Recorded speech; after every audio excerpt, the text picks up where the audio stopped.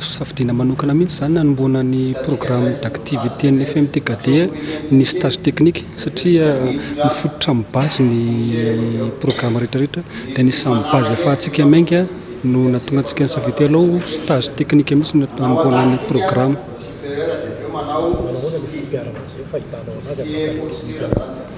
Tena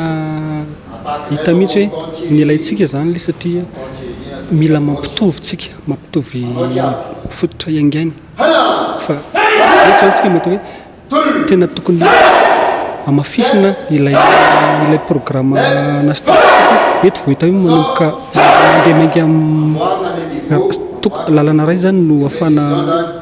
ny fahitana nyity stylo zany dia tena mapety atsika mihitsy satria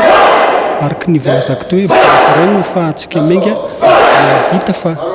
tokony hipetraka amin'ny base ray ny rehetrarehetra dia ilaina le izy ary ty stage technique ataontsika ity dia hoentsika isam-paritra ohatra zao raha tsy teny fotsiny hoe volana septembre any amin'ny volana juillet azafady tompoko volana juillet any amin'ny Automatsiatra ny andehantsika izay hitambaran'ny ligue maromaro ligue ny Vatovavifinany ligue ny Atsimo Andrefana ligue ny Automatsiatra volana août any Tamatavy zany hoe région Atsinanana zany ny volana octobre any Boeny ka dia tsy dia zany ny isa-paritra fa alao ampitovina ny base ahafahantsika mainga satria ninona ataontsika na ponsentsika nanao kely tsy maintsy mainga amin'ny base foana. Championnat national moa zany dia any Majunga manomboka amin'ny fahatelopolo volana octobre izay championnat de Madagascar ponce